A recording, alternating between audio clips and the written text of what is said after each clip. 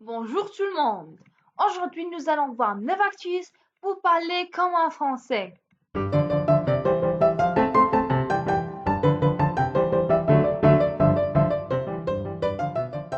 Numéro 1 des répliques 100% françaises. Par exemple, il va pas venir aujourd'hui, il est malade. Ah bon, il est malade? Voilà. Ah bon? Ah oui? C'est vrai?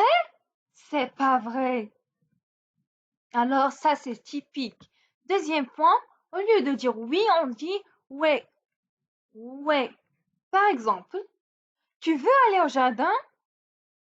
Ouais. Troisième chose est que les Français transforment le nous en on. Le nous en on. C'est beaucoup plus court. Nous apprenons le français, on dit on apprend le français.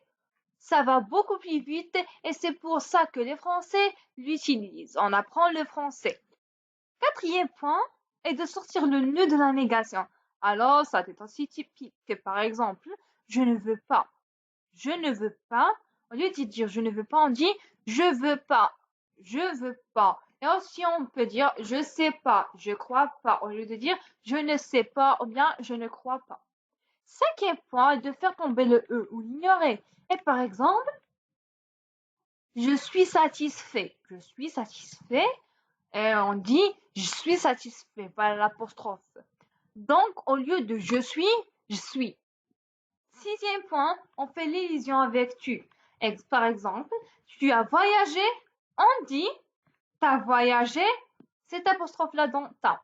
Voilà, tu peux le dire, ça va faire une touche spéciale.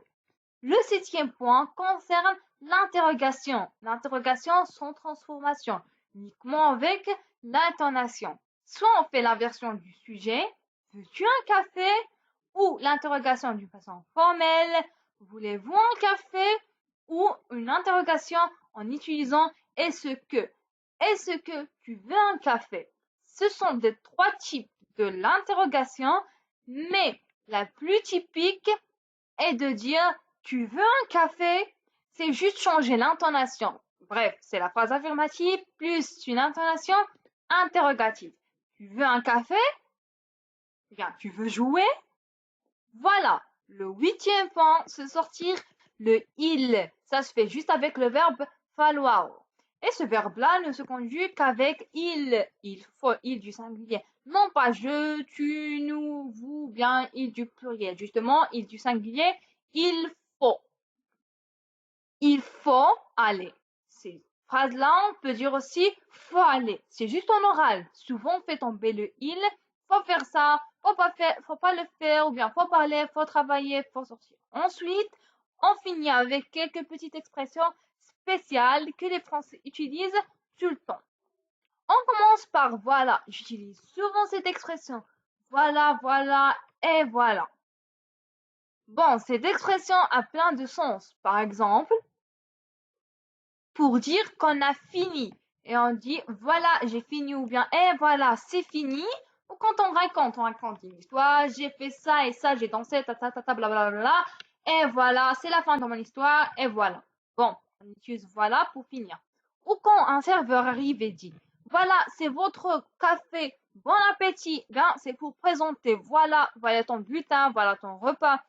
Et voilà un autre mot, bref, qui veut dire en résumé. En résumé, bref. Par exemple, j'étais dans une soirée, nous avons bien dansé, on a fait ça et ça, nous avons chanté, blablabla. Bon, bref, tout était bien. Et d'autres expressions comme bon et ben. Bon, je crois que c'est la fin de la vidéo.